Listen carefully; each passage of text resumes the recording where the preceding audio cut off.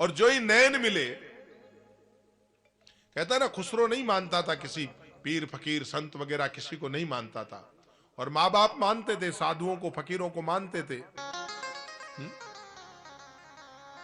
वो बाबा फरीद के, हजरत निजामुद्दीन के चेले थे, और खुसरो मानता नहीं था कि बाबा फकीर क्या होते। बोला मैं नहीं जाता संतों साधुओं के पास, तुम जाओ। उन्होंने कहा अरे बेटा, साधु तो साधु होता है, साधु आधु का कोई धर्म वरम नहीं होता, ये धर्म की चर्चा तो तू इधर करना। फकीरों के दर पे कोई फकीर ज्यादा कट्टर नहीं होते। फकीर तो चाहे फिर रसखान हो, चाहे रहीम खान खाना हो, है? ये लोग तो भगवान के प्रेम की पूजा करने वाले लोग होते हैं, कट्टर धर्मावलंबी नहीं होते, सूफी होते हैं। सूफी और आध्यात्मिक व्यक्ति तो महाराज बड़ी ऊंची खोज।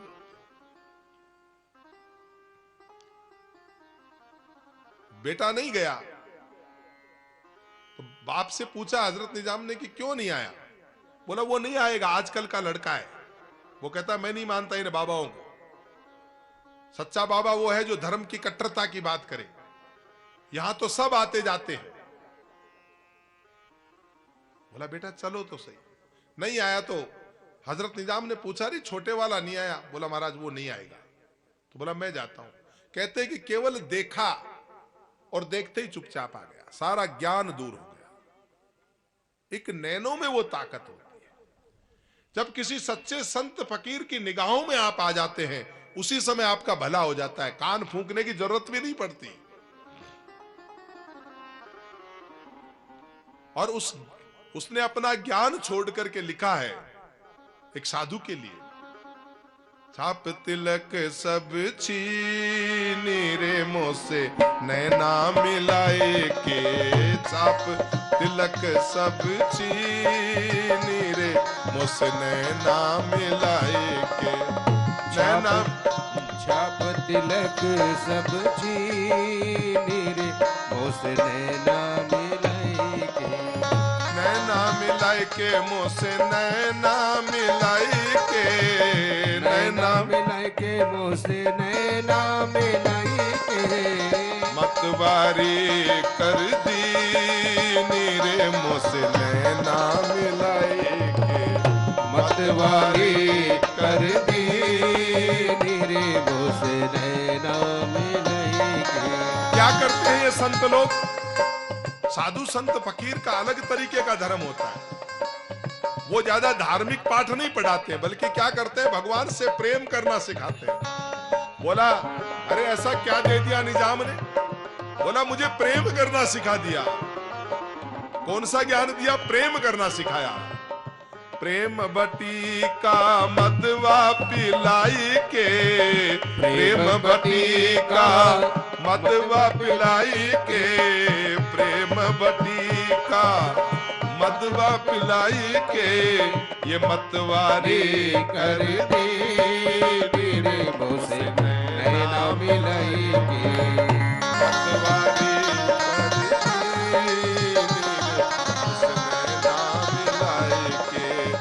नैना मिलाई के मोसे नैना मिलाई के, नैना मिलाई के मोसे नैना मिलाई के, छाप तिलक सब छीनी रे मोसे नैना मिलाई के, छाप तिलक सब छीनी रे मोसे नैना मिला।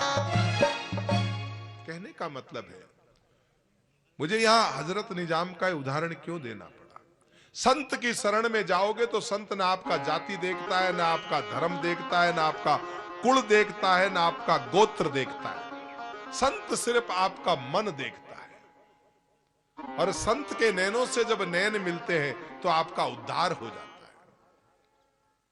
बरसात किसी की जाति धर्म कुल देखती है क्या? हवा कभी जाति धर्म कुल देखती है क्या? सूर्य का प्रकाश किसी का जाति धर्म कुल देखता है क्या?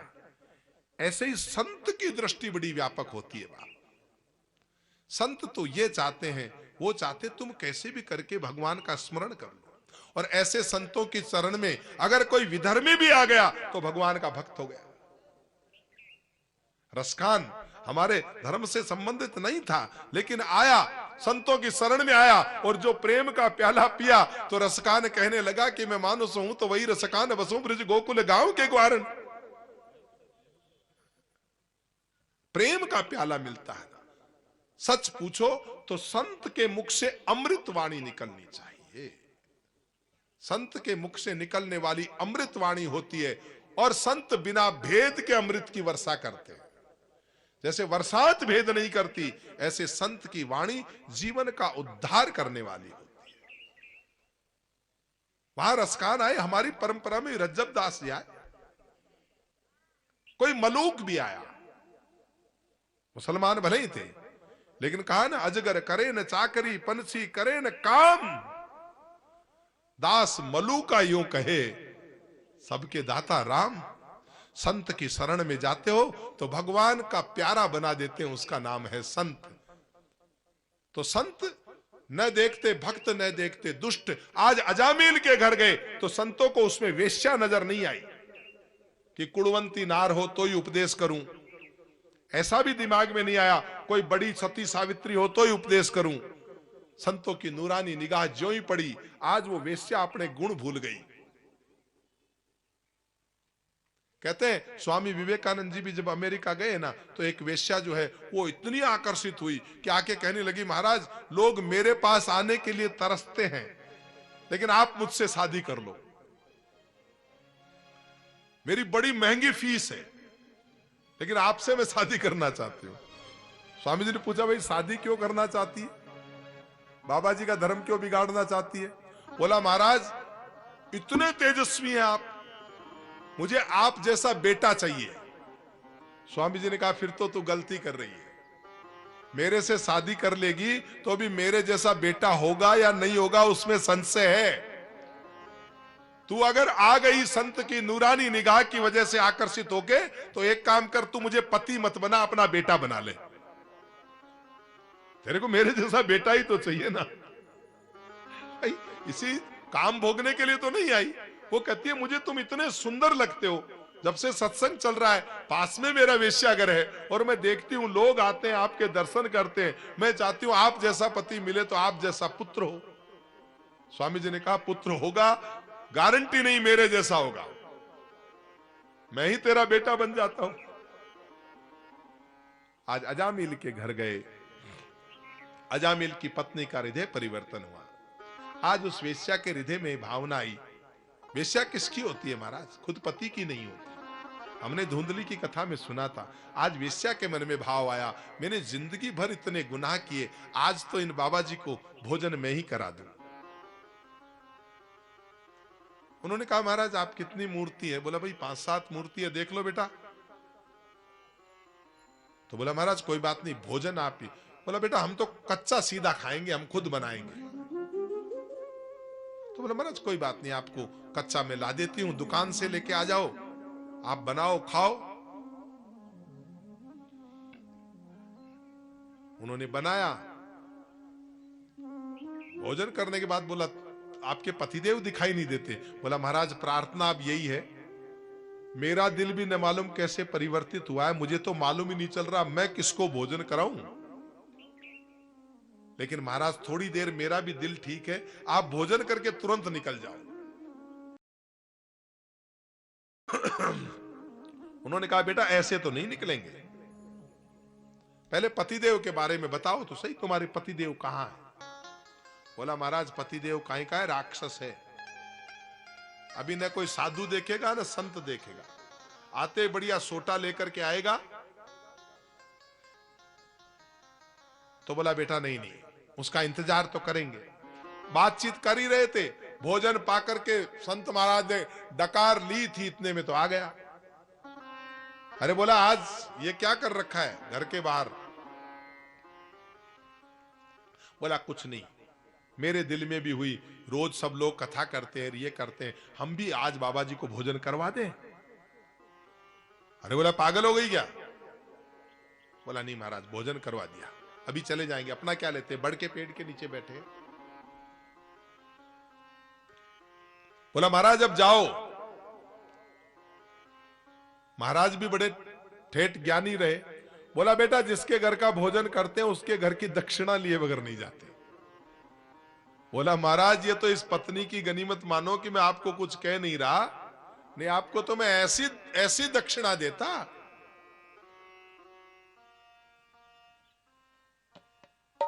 तो क्या करें? बोला बेटा सुन सुन सुन हमारी बात सुन, तेरे से रुपया पैसा हमको नहीं चाहिए,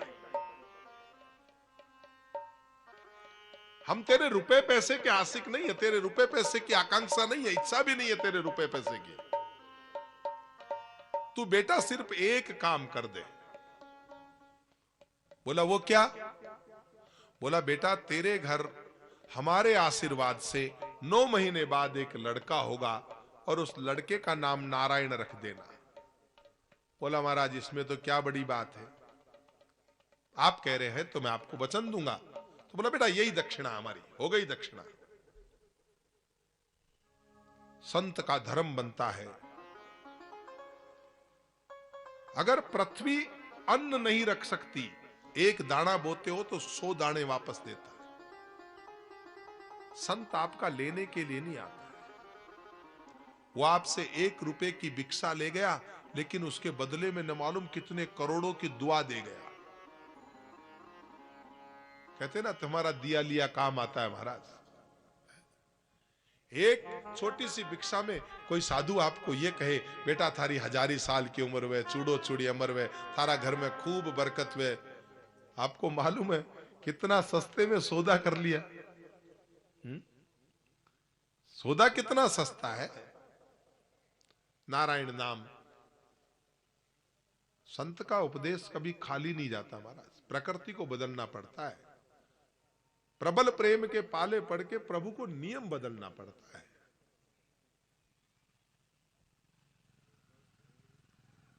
अब महाराज क्या हुआ कि उनके 9 महीने बाद पुत्र का जन्म हुआ और पुत्र का नाम रखा नारायण। एक बात ध्यान रखना भाई, वैसे तो आदमी सभी बेटों से प्यार करता है, लेकिन हमारा जो अनुभव है वो अनुभव यह है, या तो अपने पहले वाली औलाद से आदमी ज्यादा प्यार करता है और या फिर सबसे छोटे वाले से ज्यादा प्यार करता है। बीच वालों को तो बेचारों को उतना प्यार नहीं मिल पाता, क्योंकि पहली बार जब औलाद नहीं होती और पहली पहली बार बाप बनता है तो वो समझता है न मालूम मैंने कितनी बड़ी उपलब्धि प्राप्त की है। फिर तो उसके लिए आकाश के तारे तोड़ने के लिए तैयार हो जाता है, फिर 2 4 5 हो जाते हैं तब तो बेचारे उनकी तो, या फिर लास्ट में बुढ़ापे में जो है स्नेह या तो पहले पे होता है या लास्ट पे होता है, लेकिन सच पूछो तो लास्ट वाले पे ज्यादा होता है। पहले वाला तो जो ही शादी हुई आई मुंह 4 कुड़ने, उसके तो फिर आंखें 4 हो जाती है। बेटा तो बड़ा मां के साथ में रहता है, लेकिन वो चहुमुखी आ जाती है ना, तो फिर उसकी भी बेचारे की क्षमता नहीं रहती कि वो अकेला ही कुछ सोच सके है? फिर चतुर्मुखी हो जाती है, 4 नयन हो जाते हैं।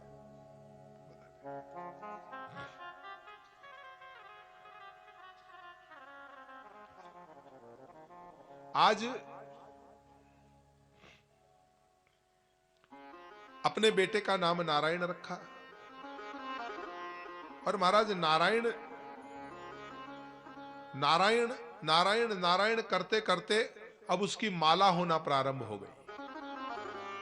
भगवान के नाम में कितनी ताकत है ये बात, क्योंकि भजन क्या था, सच पूछो तो मुझको नहीं कछु ध्यान तुम्हारा, इस दिल में रहा करता है एक नाम तुम्हारा। कुछ नहीं जानता, आपका नाम लेना जानता हूं प्रभु, और वो भी मैं नहीं जानता, मेरे गुरु महाराज ने। गुरु कीन कृपा भव त्रास गई, मिट भूख गई छुट प्यास गई, गुरु सेवन ते नर धन्य, यहां तिनको नहीं दुख यहां न वहां। मौज करी गुरुदेव दया कर शब्द सुनाए कयो हरि नेरो, जो रवि के प्रकटे निजात सुदूर कियो ब्रह्म भान अंधेरो, कायक वाचक मानस हूँ गुरुदेव को बंधन मेरो, सुंदर दास कर जोर कहे मैं दादू दयाल को हूं नित चेरो।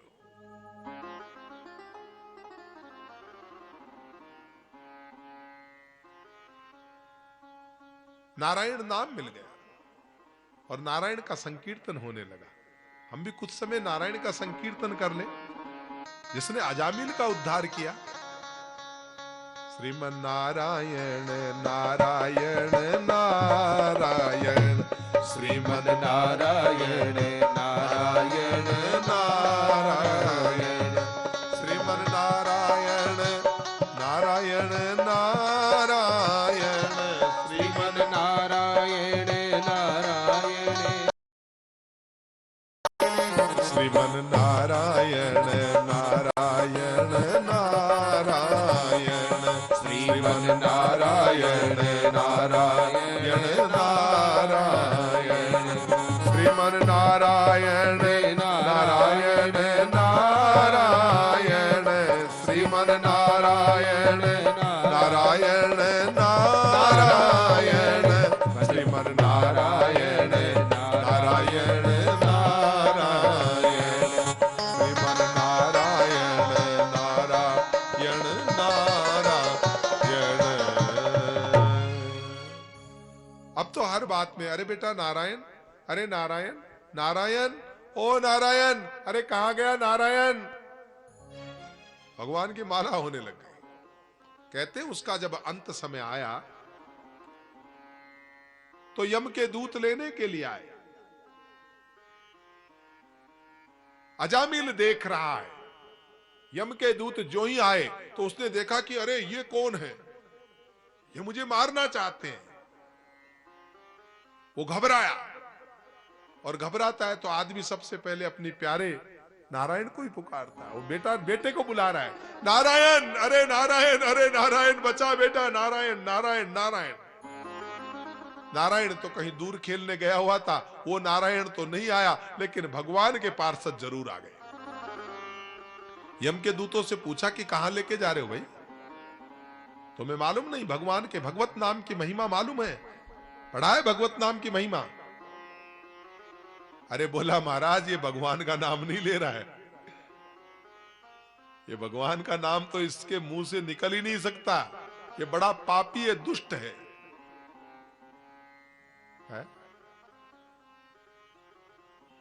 तो बोला महाराज ये तो अपने छोटे बेटे नारायण का नाम ले रहा है। बोला भाई छोटे बेटे का भी नाम ले रहा है, लेकिन नाम तो भगवान का ले रहा है ना, आप इसको ले जा नहीं सकते। बोला नहीं महाराज ये तो सृष्टि का नियम टूट जाएगा। ने अंत समय में जो ही पुकारा तो भगवान के दूत आ गए, और भगवान के दूतों के बीच में और यमराज के दूतों के बीच में एक संवाद हुआ, बड़ी बहस हुई, डिबेट हुई। उन्होंने कहा प्रभु ये अपने बेटे का नाम ले रहा है, भगवान का नाम नहीं ले रहा है। अरे बोला बेटे का भी नाम ले रहा है, लेकिन बेटे का नाम भी तो भगवान का नाम है। इसलिए आप लोगों से एक प्रार्थना है, आजकल के लोग न मालूम कैसे नाम रखते हैं, चिंटू, पिंटू, टीटू, कट्टू, है कई अंग्रेज नाम रखते हैं। अब ऐसा नाम बेटों बेटियों का रखोगे तो अंत समय में भगवान कहां से आएंगे? है हमारी संस्कृति में कितने सुंदर सुंदर नाम है बाप।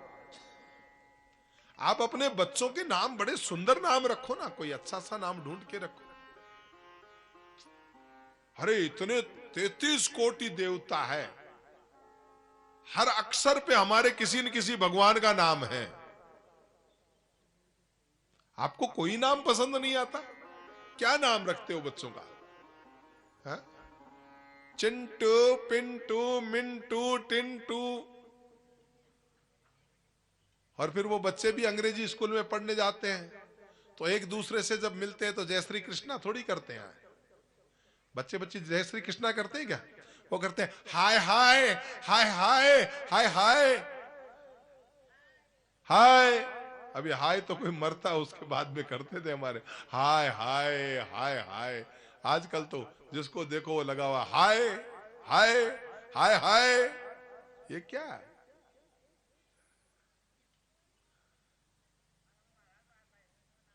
हमारी डिक्शनरी में देखो, अपने बच्चे का नाम भगवान का नाम रखोगे, उसको भी बोध होगा कि मेरे नाम की, अपन कहते हैं ना अपने नाम का सवाल है। कम से कम अपना नाम बताएगा तो स्वयं भी भगवान के नाम का उच्चारण तो करेगा। अरे नाम का भी कोई अर्थ होना चाहिए। तो उन्होंने पूछते हैं, अंग्रेज लोग भी पूछ लेते हैं, what is the meaning of your name, आपके नाम का अर्थ क्या है। मतलब वो उनमें भी इतनी समझदारी तो होती है। कई बार नाम होता है तो अंग्रेजों को भी मैंने आपस में संवाद करते हुए थे, वो भी पूछते हैं कि सर मेरा नाम ये है, तो इस नाम का मीनिंग क्या है। पर सच पूछू, ये चिंटू मिंटू टिंटू पिंटू, इनका तो कोई मीनिंग न अंग्रेजी में मिलेगा न हिंदी में मिलेगा। अगर किसी को अंग्रेजी में इतना ही इंटरेस्ट है तो अंग्रेजी में कोई महान शब्द ढूंढ के वो नाम रख लो, उसको मीनिंग का बोध तो, लेकिन मीनिंगलेस नाम रखते हैं। अंग्रेजी भी शुद्ध नहीं बोलते। पिताजी को फादर कहें तो हमें भी कोई दिक्कत नहीं, लेकिन ऐसी अंग्रेजी बोलते डैडी, मरे हुए को बोलते डैड। अब तो डैडी नहीं डैड और बोलते डैड। डैड तो मरे हुए मुर्दे को, उसी अंग्रेजी में डैड नाम मरे हुए को बोलते हैं डैड। मां ने बोल के चलो अंग्रेजी बोलते हो, मदर बोले तो भी ठीक है, लेकिन बोलते हैं मम्मी। जानते हो मम्मी किसको बोलते हैं? मम्मी किसको बोलते हैं बेटा? मम्मी एक देश है, विदेश में एक देश है, वहां लाशों को जलाते नहीं थे, दफनाते नहीं थे, बल्कि हमारी लाश जो होती थी ना, उसको यों की यों रख देते थे मरे हुए की लाश को, और वो जो मरी हुई जो बॉडी रखी जाती थी उसका नाम मम्मी होता है। अब देखना जो पढ़े लिखे बच्चे उनको मालूम होगा, मम्मी उसको बोलते हैं मॉम। अरे क्या हो गया, मां कहने में दिक्कत क्या, नाम भी ऐसा बिगाड़ते हैं।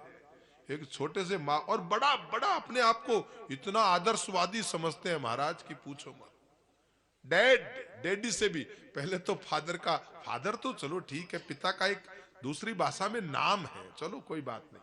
अगर आप दूसरे देश में हैं तो उसको यूं ही बोलोगे, लेकिन पिताजी को फादर कहें तो भी चलेगा, लेकिन डैड, डैडी, मॉम, मम्मी, पापा, वो क्या होता है पापा?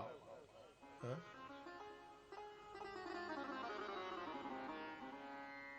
तो बाप कहने का मतलब यह है, नाम में वो ताकत होती है।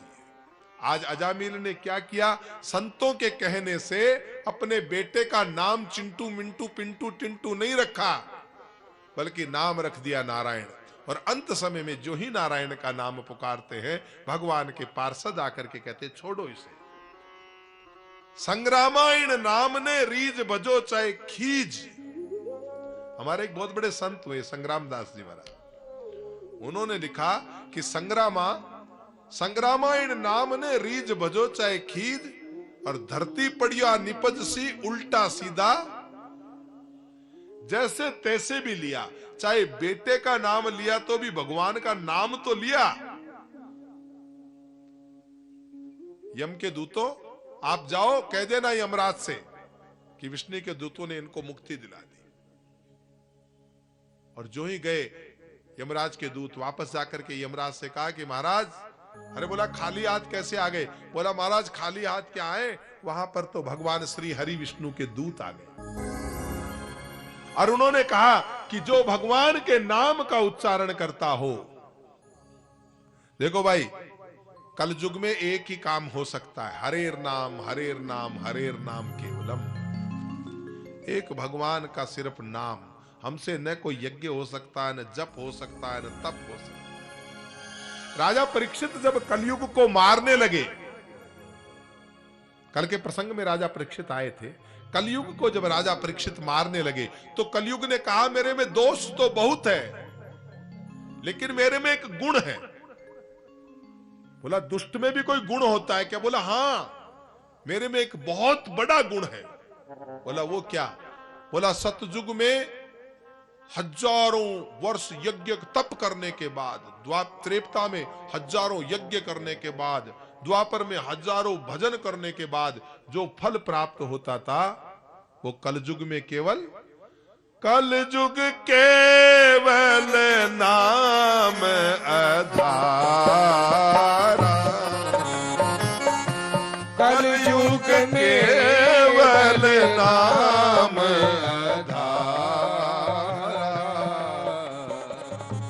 जपत जपत नर उतरहि पारा रामा कलयुग केवल नाम आधारा जपत जपत नर उतेरे पारा मंत्र जाप मम दृढ़ विश्वासा मंत्र जाप मम दृढ़ विश्वासा पंचम भगति सोवेद प्रकाश रामा। एक मंत्र जाप में मेरा इतना विश्वास है। कहते हैं भगवान जब सबरी के आश्रम में गए ना, तो सबरी ने कहा मेरे गुरुजी कहते थे नवदा भक्ति नवदा भक्ति नवदा भक्ति, मुझे नवदा भक्ति सिखाओ। भगवान श्री राम जी, भगवान राम जी ने कोई ज्यादा उपदेश नहीं किए। कृष्ण ने तो बहुत महान उपदेश किया गीता का, लेकिन राम जी ने कहीं कहीं उपदेश किया है। या तो छोटे भाई लक्ष्मण को थोड़ा ज्ञान दिया जिसे हम लक्ष्मण गीता कहते हैं, या सबरी को थोड़ा उपदेश किया। सबरी को बताया कि नवदा भक्ति क्या होती है। प्रथम भगत संतन कर संगा, दूसरी भक्ति रुचि मम कथा प्रसंगा। मेरी कथा ये दूसरी भक्ति है, संतों का संग पहली भक्ति है। ऐसे 9 भक्ति बताई। उसमें कहा मंत्र जाप मम दृढ़ विश्वासा, 5वीं भक्ति बताई मंत्र जाप। तो 9 भक्ति हुई। तो सबरी ने कहा महाराज मैं बूढ़ी औरत और थे मैंने 9 चीज बता दी, याद ही कौन रहे हैं?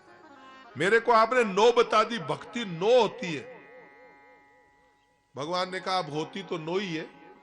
बोला महाराज मैंने तो बूढ़ी याद मैंने याद को नहीं रहे। तो बोला माता राम एक काम कर, आगली 4 जाबा दे और पाछली 4 जाबा दे। जरा बीच का नंबर कितना रिया? 9 में 4 आगे के निकल जाए, 4 पाछे के निकल जाए, तो बीच का कितना बचा? 5 नंबर ने। तो 5वीं भक्ति कौन सी है? मंत्र जाप मम दृढ़ विश्वासा, पंचम भक्ति। बोले और क्यों ही नहीं हुए? तो अपने भगवान का नाम, हरेर नाम हरेर नाम हरेर नाम के। इस कलयुग में भगवान का नाम ही बहुत बड़ा होता है। ये ज्ञान अब अजामिल को हुआ, और अजामिल ने सोचा रे वो संत महाराज आए थे, आज जीवन दान मिला। अब तो अजामिल महाराज भगवान का बहुत बड़ा भक्त हुआ। आज अजामिल की हमें कथा करनी पड़ रही है। अजामिल दुष्ट होता तो अजामिल की कथा नहीं करते, लेकिन जो ही बोध हुआ अजामिल बहुत बड़ा भक्त हुआ। कहते हैं जय और विजय जब सनकादि ने श्राप दिया तो राक्षस बने। भगवान ने कहा जय विजय, एक जन्म में मुक्ति, 3 जन्म में मुक्ति चाहते हो कि 100 जन्म में मुक्ति चाहते हो? बोला महाराज फिर तो 3 ही जन्म की मुक्ति ठीक है। बोला देखो 3 जन्म की मुक्ति चाहिए तो बैर भाव से भजना होगा। दुश्मन बन के भजोगे तो 3 जन्म में मुक्त कर दूंगा, और भक्ति करने बैठे रहोगे तो 100 जन्म तक मजा लेता रहूंगा। तो उन्होंने बोला भगवान फिर तो बैर भाव वाली भक्ति ठीक है। तो बोला ठीक है, राक्षस तो बनना ही है, नारद जी का भी श्राप है। जय विजय से श्रापित, नारद जी से श्रापित वही दोनों भाई हिरण्याक्ष और हिरण्यकश्यपु बने। पृथ्वी जब रसातल में डूबी हुई थी तो हिरण्याक्ष ने जाकर के नारद जी महाराज को ललकारा, बोला बाबा कहां जाता है, इधर आ। नारायण बेटा साधुओं से, बोला साधु आधु नहीं बाबा, मेरे तो हाथों में खुजली चल रही है, मेरे साथ में तो मल्ल युद्ध करना पड़ेगा। नारद जी महाराज ने क्या, कोई बाबाओं से तो कोई कथा सुन, मल्ल युद्ध तो कोई बराबर के योद्धा से लड़। तो बोला मुझे तो कोई मिला नहीं, तुम ही मिले हो। तो बोला मल्ल युद्ध तुझे करना है तो जा, पाताल में रसातल से एक सुअर वराह रूप धारण करके पृथ्वी को लेकर के आ रहा है, जा। उसने नारद जी को तो छोड़ा और नारद जी ने बता दिया ठिकाना। वराह रूप में भगवान से हिरण्याक्ष का झगड़ा होता है और हिरण्याक्ष को मार करके भगवान पृथ्वी को यहां ला करके स्थापित करते हैं। इस प्रकार सनक सनातन सनातन सनत कुमार कपिल अवतार और इसी तरह से वराह भगवान का अवतार होता है। बोलिए वराह भगवान की। हिरण्याक्ष का छोटा भाई है हिरण्यकश्यप। भाई जब मारा गया तो बड़ा दुख हुआ, बराबर की भुजा थी। देवताओं से बैर मोल लेने के लिए हिरण्यकश्यप ने समझा कि मुझे तपस्या करनी चाहिए, जब तक तपस्या नहीं करूंगा तब तक बल नहीं आएगा। तपस्या करने के भाव से आज हिरण्यकश्यपु पर्वत की कंदराओं में जाकर के तपस्या करने गया। पहले वरदान प्राप्त करूंगा और वरदान प्राप्त करने के बाद इंद्र से बदला लूंगा, देवताओं पर चढ़ाई करूंगा, मेरे भाई की मौत का बदला लूंगा। इधर इंद्र ने भी हिरण्यकश्यप को कमजोर समझा तो युद्ध छेड़ दिया। राक्षसों को मार करके राक्षस पत्नी कयाधु को ले जा रहा था। हिरण्यकश्यप की पत्नी का नाम क्या था? कयाधु। कयाधु को लेके जा रहा था। इतने में तो नारद जी महाराज पहुंच गए। नारायण श्रीमन नारायण श्रीमन नारायण नारायण। नारायण श्रीमन नारायण श्रीमन नारायण नारायण नारायण। नारायण श्रीमन नारायण। नारायण श्रीमन नारायण श्रीमन नारायण नारायण नारायण। श्रीमन नारायण नारायण नारायण। लक्ष्मी नारायण नारायण नारायण। लक्ष्मी नारायण नारायण नारायण। श्रीमन नारायण नारायण नारायण। श्रीमन नारायण नारायण नारायण।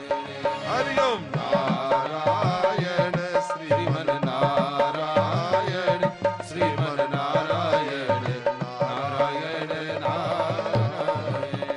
श्रीमन नारायण श्रीमन नारायण श्रीमन नारायण नारायण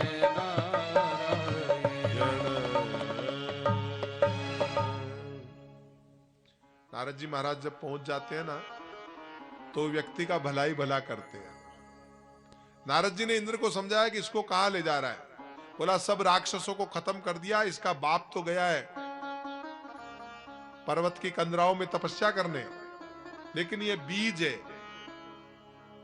इसके गर्भ में एक बीज बाकी रह गया, इसको मैं खत्म करूंगा। नारद जी ने कहा यह गलत बात है। तो बोला मैं इसको खत्म नहीं करूंगा तो ये मेरा दुश्मन बनेगा, मुझे खत्म कर देगा। नारद जी ने कहा मैं वचन देता हूं ये तुम्हारा दुश्मन नहीं बनेगा, इंद्र ये भगवान का भक्त बनेगा, तुम कयाधु को मुझे दे दो। इंद्र ने कयाधु को छोड़ दिया। नारद जी महाराज अपने आश्रम लेके आ गए। कहते हैं कयाधु को जब गर्भ में बच्चा था तो नारद जी महाराज बहुत बड़े बड़े सुंदर सुंदर वेद वेदांत के उपदेश सुनाते थे। अब कहां राक्षस पत्नी, और भाग्य तो देखो। लेकिन वो कहता है ना सकल पदार्थ है जग माही कर्महीन नर पावत नाई। अच्छा सत्संग भी मिलता हो ना, तो आप जैसी भाग्यशाली माताओं को ही मिलता है। सच बताऊं, आपकी भक्ति में दम है जो यहां सत्संग हो रहा है। नहीं तो हम 3 बार जगह देख करके गए और तीनों बार में उधर, वो तो गोपाल जी को तो मालूम है, हमारा जो राजू जी जो पूर्व चेयरमैन थे, राजू राव का जी, वो कहते महाराज यही कर दो, सब व्यवस्थाएं भी करवा दूंगा, टेंट वगैरह सब, आप चिंता मत करो, आदेश करो क्या करना है। मेरे मन में इतनी इच्छा हुई कि उधर की माताएं रोज कथाएं सुनती रहती है। मैंने कहा जो होगा ठाकुर जी देखा जाएगा। एक मन तो कर रहा था कि उधर ज्यादा प्रयास ही नहीं करना पड़ेगा, भीड़ अच्छी हो जाएगी। और बोला नहीं नहीं, ज्ञान वहां पहुंचाओ ना जहां नहीं पहुंचाओ।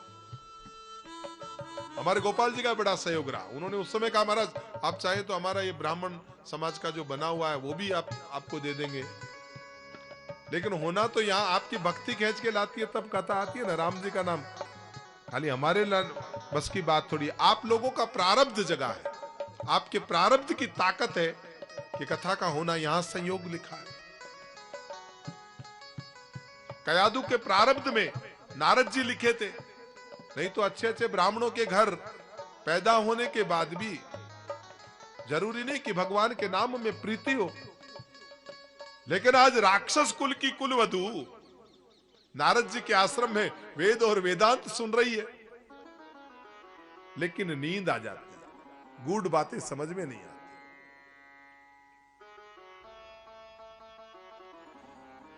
मां को तो नींद आ जाती है, लेकिन जो 7 माह का गर्भ था ना, वो बेटा जरूर सुन रहा है। अंदर पेट में जो प्रहलाद था, आप लोगों को धूप लगती है तो छाया में ले लो कुर्सी, अपने तो घर की मंडली है, जिनको तकलीफ होती हो थोड़ा कुर्सी इधर ले लो, कुर्सियां चेंज कर सकते हैं ना। तो कहते हैं कि 7 माह में, आपको फिर बताऊं, वैसे तो बच्चा जब से गर्भ में आए ना, तब से ही माताओं को चाहिए कि अच्छा साहित्य पढ़े, भगवान की कथा सुने, ठाकुर जी का कीर्तन करें, और तो और गर्भवती को क्रोध नहीं दिलाना चाहिए, नहीं तो बालक बड़ा क्रोधी होता है। गर्भवती का थोड़ा मासूम की तरह से ख्याल रखना चाहिए। और नई नई बच्चियां हैं, पहली बार गर्भ धारण करती है, तो बड़ा चिड़चिड़ा स्वभाव भी उनका ज्यादा होता है। उनका तो स्वभाव चिड़चिड़ा, वो तो पहली बार गर्भ धारण किया, लेकिन जो सासू माँ है वो तो अनुभवी है।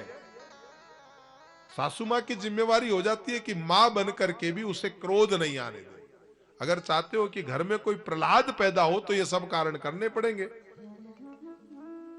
और आपको ईंट का जवाब पत्थर से देने वाला हो तो मां को खूब क्रोधी करो, फिर बेटा कोई हिरण्यकश्यप ही बनेगा। ऐसे कोशिश करें कि उसकी इच्छाओं का ध्यान रखें और ज्ञान की बातें सुनाएं। क्यों? 7 महीने का जो बच्चा गर्भ में होता है उसमें समझ आ जाती है, वो भगवान से वार्तालाप करता है। आज 7 महीने के प्रहलाद ने नारद जी का उपदेश सुना, मां कयाधु ने नहीं सुना, लेकिन कयाधु के माध्यम से उपदेश प्रहलाद जी को लग गया। और समय पाकर के भक्त प्रहलाद का जन्म हुआ। बोलिए प्रहलाद महाराज की। और जो ही पाखों से बाहर आए भूल गए और मालूम चला अरे मैं तो रक्ष संस्कृति का व्यक्ति हूं। कौन? भगवान। प्रहलाद जी भगवान को भूल गए। बोला मैं भगवान नहीं मानता, हमारा तो असली भगवान मेरा बाप भगवान है। प्रहलाद जी क्या कह रहे? मेरा पिता हिरण्यकश्यप ही भगवान है। भगवान क्या होता है? अब प्रहलाद तो ऐसा पिता का, मेरा पिता भगवान है। एक दिन प्रहलाद जी कहीं से गुजर के जा रहे थे और प्रहलाद जी ने देखा कि पास में घड़े बनाने वाले कुमार और कुमारी जो हैं वो रो रहे हैं, बिलख रहे हैं, चिल्ला रहे हैं। प्रहलाद जी ने पूछा मैं राजकुमार हूं, आप ऐसा क्यों कर रहे हैं? तब वो कहते हैं भैया स्वर दो, उसको हारमोनियम पे जाओ, इसमें दे, ये है ना। तो वो कहते हैं, अरे बच्चे ज्वाला में जल करके मर जाएंगे, बच्चे ज्वाला धादिन धादिन, बच्चे ज्वाला में जल करके मर जाएंगे, बच्चे दीपचंद धादिन धादा दिन तातिन धादा तिरकिन धादिन धादा दिन, बच्चे ज्वाला में जल करके मर जाएंगे, बच्चे ज्वाला में जल करके मर जाएंगे। अगर सच्चा है तेरा नाम, सच्चा है तेरा नाम तो उभर जाएंगे, बच्चे ज्वाला में जल करके मर जाएंगे, बच्चे ज्वाला में जल करके मर जाएंगे, बच्चे ज्वाला। अगर तेरा नाम सच्चा है, कुमार और कुमारी कह रहे हैं भगवान अगर तेरे नाम में ताकत है, हमने सुना था अजामिल ने आपका नाम लिया था, हम भी आपका नाम पुकारे, हे हरे हे विष्णु आप इनको बचाना, हमसे भूल हो गई प्रभु, पश्चाताप, हमसे गलती हो गई, वो मासूम बच्चे मरने नहीं चाहिए। भगवान हरि विष्णु का कीर्तन करते हुए जो ही सुना, प्रहलाद जी ने कहा मैंने क्या कहा, मेरे बाप के राज में विष्णु का नाम क्यों ले रहे हो? बोला भगवान इनको तो भगवान विष्णु ही बचा सकते हैं। बोला किनको, क्यों चिल्ला रहे हो? बोला महाराज आज हम घड़े भर रहे थे, घड़े बना रहे थे, हमसे भूल हो गई, मिन्नी के गर्भ से कुछ बच्चे पैदा हुए थे और वो बच्चे जो हैं वो इस आव में कच्चे घड़े में रह गए, हमने ध्यान दिया नहीं और हमने आव में आग लगा दी, अब हमसे भूल हो गई, आव तो रुक नहीं सकता, अब आव तो कल जाकर के, इतने दिनों से 12 साल से कहते एक आव पकता था, बड़ा आव होता था, अब निकाले तो निकाले भी कहां से, न मालूम कौन से घड़े के नीचे थे। उसने कहा तो फिर क्या भगवान का नाम लेने से? बोला प्रभु भगवान का नाम तो बहुत बड़ा होता है। तो बोला खबरदार मेरा पिता भगवान है। बोला आपके पिता के नाम लेने से ये नहीं बचेंगे। तो बोला फिर तो मैं कल आकर के देखूंगा, भगवान नाम का महिमा ताकत तो देखूं। कहते हैं ये हमारे यहां कथा है कि प्रहलाद जी ने जो ही जाकर के देखा, कुमार ने अपने प्रहलाद जी के सामने एक एक घड़ा उतारा, सारा आव पक गया, लेकिन जिसमें वो मिन्नी के बच्चे थे उन 5 घड़ों को आंच भी नहीं आई। इसीलिए कहते हैं ना, जाको राखे साइया मार सके ना कोई, बाड़न बाको कर सके चाहे 100 जुग बैरी हो, ये बाड़न बाको कर सके 100 जुग बैरी हो, कुछ भी नहीं बिगाड़ सके। और कहते हैं महाराज प्रहलाद जी की भगवान के प्रति दृढ़ विश्वास हो गया। अब तो प्रहलाद ने कहा मैं पिताजी का नाम नहीं, अब तो भगवान ही सबके रखवारे हैं।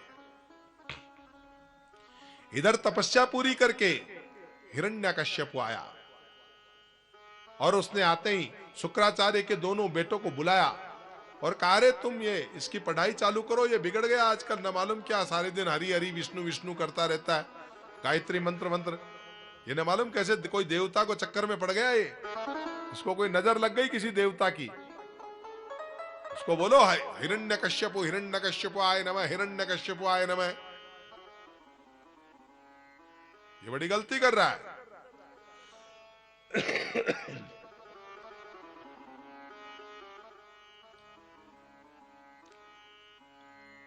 शुक्राचार्य के दोनों बेटों ने बहुत प्रयास किया, लेकिन प्रहलाद जी ने तो ध्यान भी नहीं दिया और राक्षस बच्चों को बहका और दिया और उन्हें कहा आओ रे क्या पड़ा है मेरे बाप का नाम लेने में, देखो वो कुमारी के आव से बच्चे जीवित निकले थे, ये भगवान नाम की महिमा है।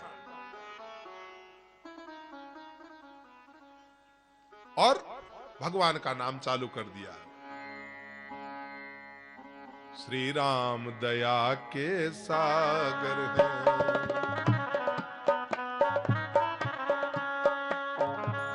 हे रघुनंदन सब दुख भंजन, वो है रघुनंदन सब दुख भंजन, रघुकुल कमल दिवाकर है, भगवान दया के सागर है, श्री राम दया के सागर है।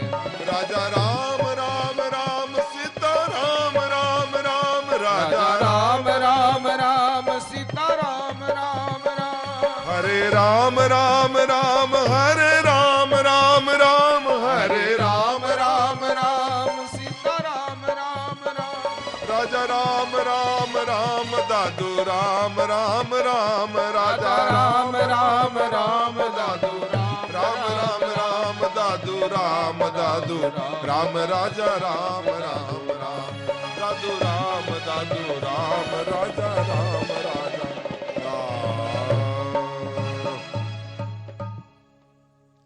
अरे बोला मैंने आपको इस बच्चे को पढ़ाने के लिए भेजा था, आप इसको ये कौन सा ज्ञान पढ़ा करके ले आए? आज भगवान वामन की झांकी भी अभी तैयार हो रही है, अभी प्रहलाद के पोते तक पहुंचेंगे। झांकी तैयार होगी, बच्चे तैयार है ना? हाँ आएंगे ना? हाँ हाँ ठीक है। आज भगवान वामन का झांकी है, अब ये प्रहलाद जी के तुरंत बाद वामन जी का प्रसंग आएगा। तो कहते हैं महाराज, प्रहलाद को समझाने के लिए बहुत प्रयास किए, बहुत प्रयास किए, लेकिन कहते हैं जिसका मन एक बार कन्हैया से जुड़ जाए वो टूटता नहीं है। प्रहलाद जी के मन में कभी उद्वेग नहीं होता, शांत बैठे बैठे प्रहलाद जी हमेशा भगवान के नाम का चिंतन करते हैं। कभी कभी भगवान की याद आती है तो जोर जोर से रोने लग जाते हैं। परीक्षित ने पूछा, महाराज प्रहलाद जी रोते क्यों हैं? भगवान का ध्यान करने वाले आदमी को रोना क्यों चाहिए? सुखदेव जी महाराज कहते हैं, प्रहलाद इसलिए रोते हैं, भगवान कब तक राक्षसों के बीच रहना पड़ेगा? आप कब आओगे? दर्शन कब दोगे? कबहू मिलोगे मेरे राम? आपका प्राकट्य कब होगा? जीवन में जो आदमी अरे प्रेमी प्रेमिका के लिए रोता है, मेरा असली प्रेमी तो मेरा सांवरिया है। उस सांवरिया से मिलने के लिए कभी आंसू तो बहा के देखो।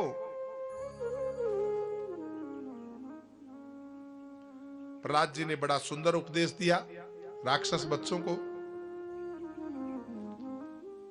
जबरदस्ती पकड़ करके ले गई पिताजी के पास। उन्होंने कहा, महाराज ये हमसे मानता नहीं। बाप ने पूछा, क्यों रे? ये गुरु महाराज ने जो अपनी रक्त संस्कृति में सिखाया, ओम हिरण्यकश्यपाय नमः, सुनाओ।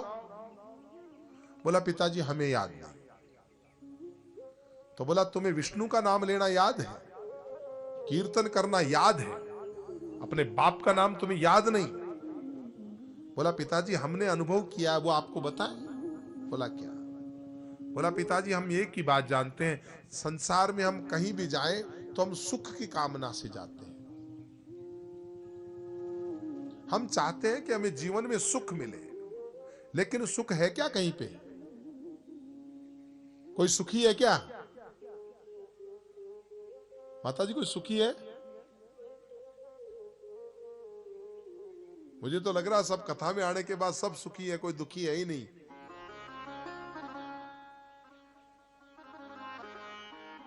है? कोई दुखी तो नहीं है?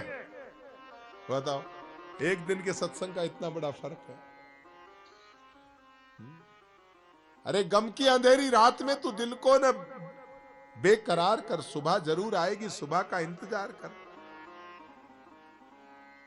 पिताजी सुख एक ही जगह है।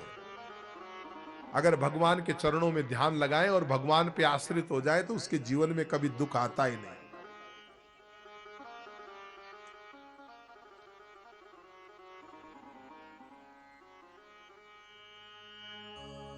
और जिसको भगवान प्राप्त करना हो, जिसके दिल में कोई तकलीफ हो, कोई दुख हो, तो भगवान की शरण चला जाना चाहिए, भगवान की आराधना करनी चाहिए। प्रहलाद जी की बातें सुनते तो हिरण्यकश्यप बड़ा क्रोधित हुआ। बोला, रे तू मेरा बेटा होकर के मुझे क्या उपदेश दे रहा है? मेरा पुत्र मुझे नारायण के भजन करने की प्रेरणा दे रहा है। कहता है, एक बार जिसका मन कन्हैया से जुड़ जाए ना, वो कभी टूटता नहीं है। भगवान से संबंध जुड़ गया प्रहलाद का। हिरण्यकश्यप ने आज फिर प्रहलाद को अंक में भरकर बड़े स्नेह से पूछा, बेटा गुरुजी ने तुझे जो शिक्षा बताई वो सुना? प्रहलाद जी ने गुरुजी वाली शिक्षा तो बताई नहीं, और उन्होंने कहा, पिताजी आपको अच्छी शिक्षा सुनाऊं? बोला, अच्छी नहीं, गुरुजी ने बताई वो। बोला, नहीं नहीं पिताजी सुनो, एक बढ़िया शिक्षा सुनाता हूं। बोला, क्या? श्रवणम कीर्तनम विष्णु स्मरणम पाद सेवनम अर्चनम वंदनम दास्यम सख्यमात्म निवेदनम। पिताजी आज मैंने ध्यान में नवदा भक्ति सीखी है। पिताजी आपको बताऊं 9 तरह की भक्ति कौन सी होती है? पहली भक्ति है भगवान की कथा सुनना। सबसे पहली शुरुआत होती है कथा सुनने से। और दूसरी भक्ति है भगवान के नाम का कीर्तन करना। बीच बीच में जब भी 2-2 5 मिनट का कीर्तन करे तो ऐसे जबरदस्ती बैठे न रहे। हम तो वीआईपी, हम कीर्तन थोड़ी करेंगे। अरे भगवान के आगे तो नाचे। सूरदास जैसा अंधा बाबा नाचा है, आज अब मैं नाचो बहुत गोपाल। भगवान की कथाओं वहां थोड़ी बहुत देर ठुमका भी लगाना चाहिए। जगत के आगे नाचते हैं, बूढ़े बूढ़े भी। पोते की शादी हो तो क्या शानदार ठुमका लगाते हैं। अब कल कन्हैया का जन्म है, देखते हैं कितने लोग ठुमका लगाएंगे। है अभी कल बढ़िया पंजीरी तैयार करवाएंगे, बढ़िया, और उसमें शानदार ड्राई फ्रूट्स वगैरह डाल के बढ़िया पंजीरी बनाएंगे। कन्हैया का जन्मदिन है। और बढ़िया चरणामृत भी बनाएंगे कल। बढ़िया दूध और दही और पंचामृत, पूरा शहद वगैरह डाल करके बढ़िया शानदार पंचामृत भी बनाएंगे। और भगवान के जन्मदिन पे, कल जन्मदिन है, सब जन्मदिन की तैयारी करके आए, है ना। कल जन्मोत्सव मनाएंगे कन्हैया का, और उसमें बढ़िया देसी घी की बढ़िया सुंदर पंजीरी बनाएंगे। और कोशिश करेंगे हमारा समिति वाले लोग मिल करके कि हम थोड़ी थोड़ी थोड़ी थोड़ी नगर में भी वितरित नहीं आते, वहां तक भी उसका वितरण हो। तो कल पंजीरी का भोग लगाएंगे। श्रवणम कीर्तनम, भगवान के पाद सेवन करें, भगवान के चरणों का दर्शन करें। मंदिर में कई लोग जाते हैं ना, उनको दर्शन करने का तरीका याद है। भगवान के मंदिर में जाओ तो सबसे पहले किसका दर्शन करना चाहिए? सबसे पहले किसका दर्शन करें? भगवान की मूर्ति में सबसे पहले दर्शन किसके करें? भगवान के चरणों के। भगवान के दोनों जो पैरों के नाखून है ना, अंगूठे हैं, वहां से दर्शन करते करते फिर भगवान के श्री विग्रह की तरफ ऊपर जाना चाहिए।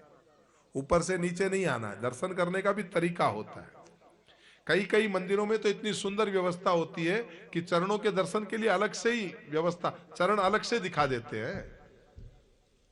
आदमी को दर्शन करना भी नहीं आता। सच्ची बात तो ये, हम कैसे धार्मिक हैं। 100 में से 90% व्यक्ति मंदिर जाते हैं, लेकिन मंदिर दर्शन करने में फेल।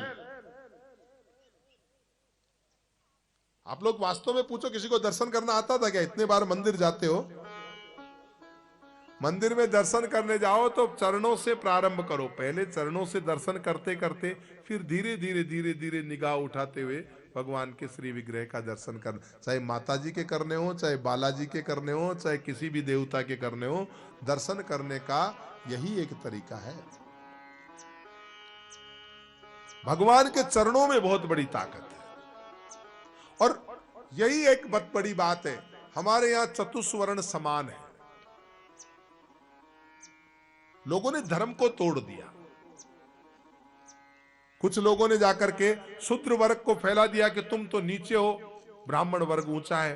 अरे न कोई ऊंचा है न नीचा है। भगवान के मस्तिष्क पे अगर तिलक लगाया जाता है ब्राह्मण को, तो भगवान के चरणों से शूद्र निकले हैं तो चरणों की वंदना की जाती है।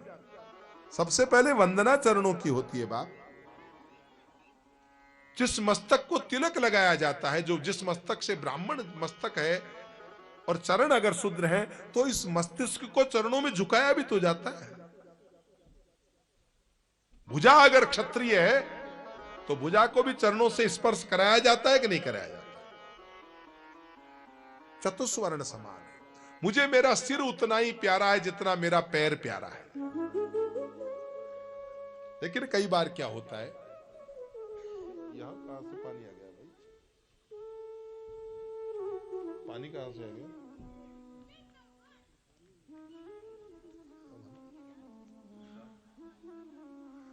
धर्म का सही तरीका न करने, कुछ लोग धर्म की गलत व्याख्या कर देते हैं कि गोस्वामी जी कह गए ढोल गवार शूद्र पशु नारी सकल ताड़ना की अधिकारी। आप लोगों के लिए नहीं कहा, कत्तई नहीं कहा नारी के लिए, आपके लिए नहीं कहा है।